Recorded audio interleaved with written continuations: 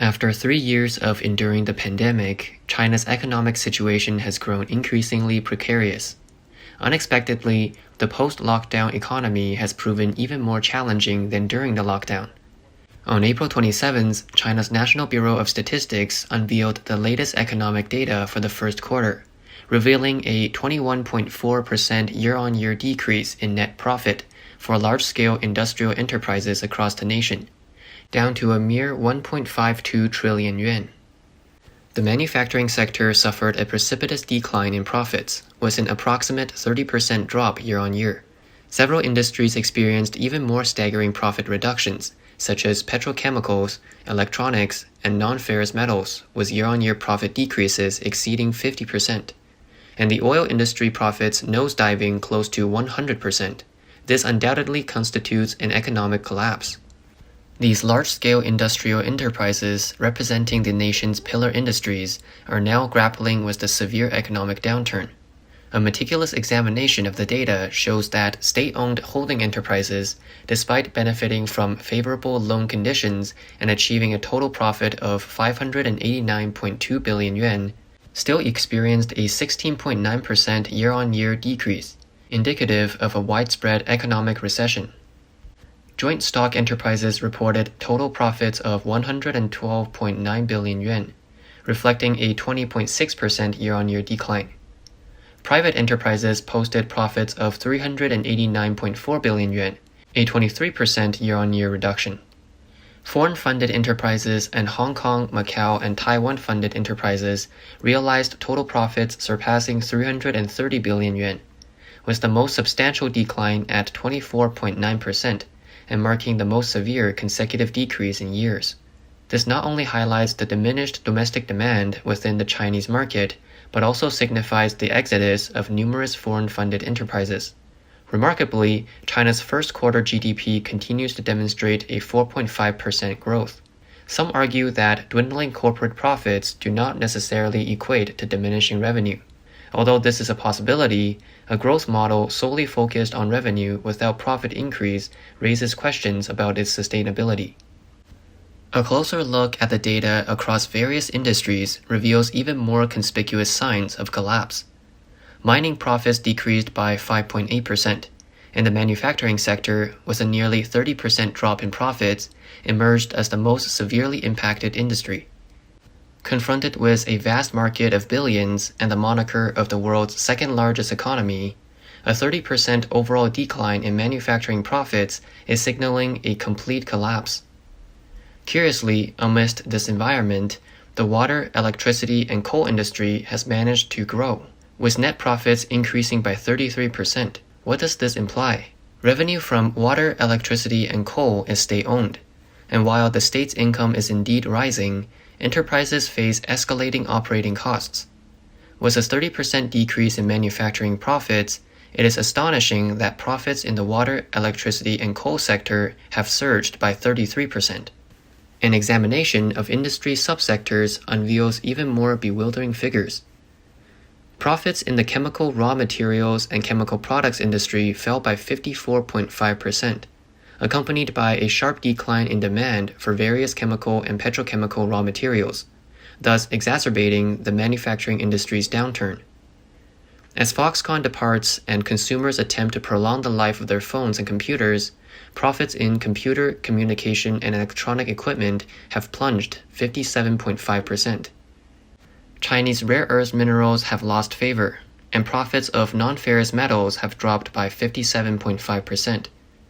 Most astonishingly, profits in the oil, coal, and other fuel processing industries have plummeted by 97.1%, a profit bordering on absolute zero. If this is not a collapse, what would qualify? It is worth reiterating that these figures stem from official data released by China's National Bureau of Statistics. As foreign-funded enterprises withdraw, industrial enterprise profits dwindle, yet debts continue to accumulate. The debt burden of domestic enterprises struggling to survive has swelled, with debt growth reaching 8.3%. Unrecoverable payments for industrial enterprises have risen by 11%, and unsold inventory has expanded by 9.1%. These numbers are nothing short of alarming. Simultaneously, enterprise costs are continuously climbing, with expenses for water, electricity, and coal on a constant upward trajectory. The inventory turnover period for enterprise products has been extended by 1.8 days, and the average recovery period for receivables has reached 61.8 days, with receivables taking over 2 months on average to be collected. These figures solely represent the situation of large-scale industrial enterprises. If this is not indicative of a collapse, what criteria would be necessary to deem it so? In a disquieting turn, China's Manufacturing Purchasing Managers' Index, or PMI, for April has been released, revealing a dip below the critical boom-bust line. Although the PMI maintained expansion in the first quarter, contraction set in by the fourth month, rendering the initial quarter a flash in the pan. The PMI plummeted from 51.9% in March to a concerning 49.2% in April, slipping below the 50-point threshold. This data, courtesy of the Service Industry Survey Center and the China Federation of Logistics and Purchasing, highlights a shrinkage in manufacturing akin to the October 2022 lockdown level, suggesting the overall economic situation has scarcely improved since the pandemic lockdown period. Distressingly, PMIs for large, medium, and small enterprises all registered below the previous month, with each category sliding into contraction territory. Large enterprises most notably declining by 4.3%. All 5 sub-indices of the PMI experienced reductions from the previous month, with the new orders index bearing the brunt, dropping to 48.8%. This decline signifies a rapid deterioration in manufacturing market demand.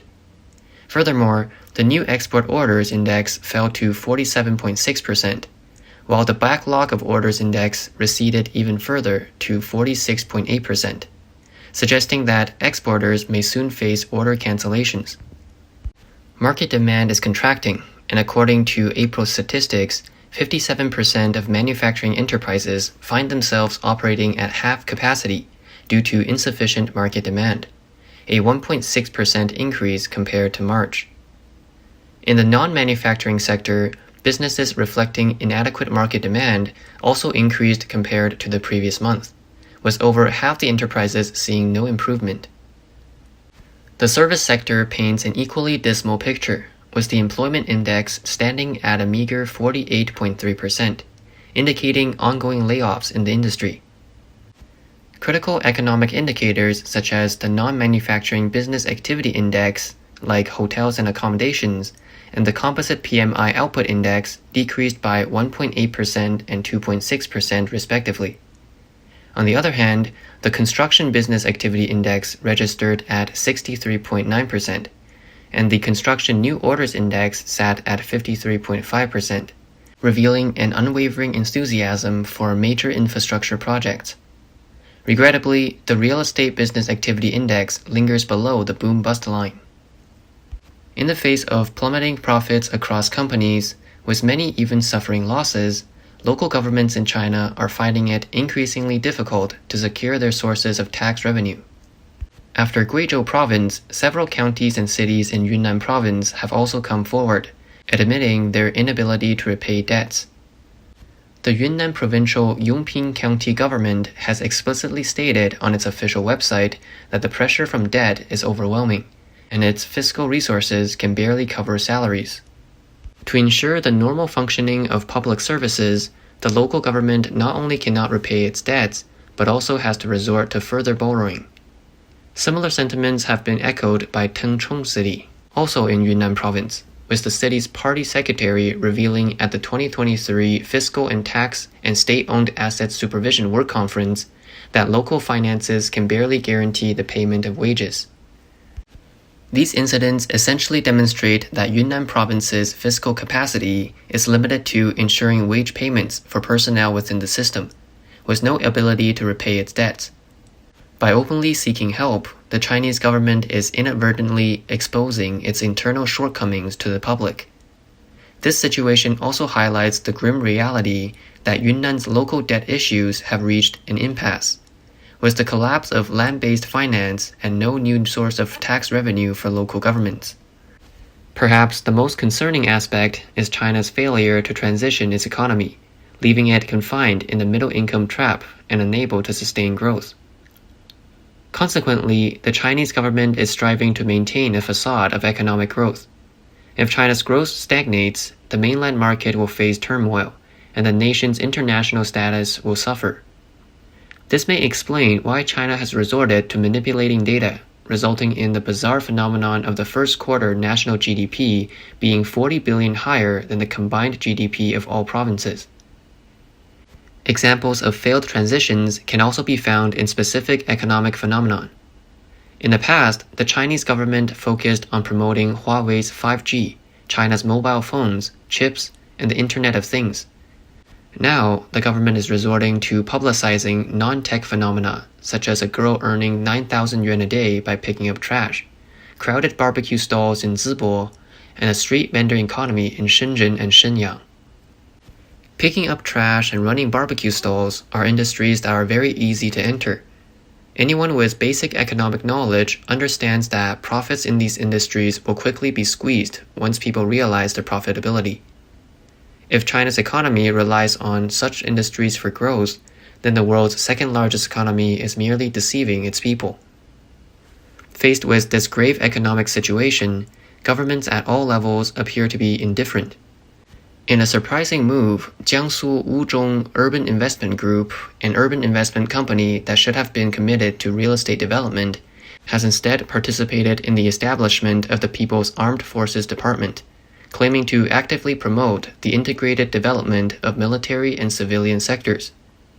This shift indicates that China's economic trajectory may be undergoing a significant transformation, with an increasing focus on the growth of militia forces, while economic development gradually fades from the public's view.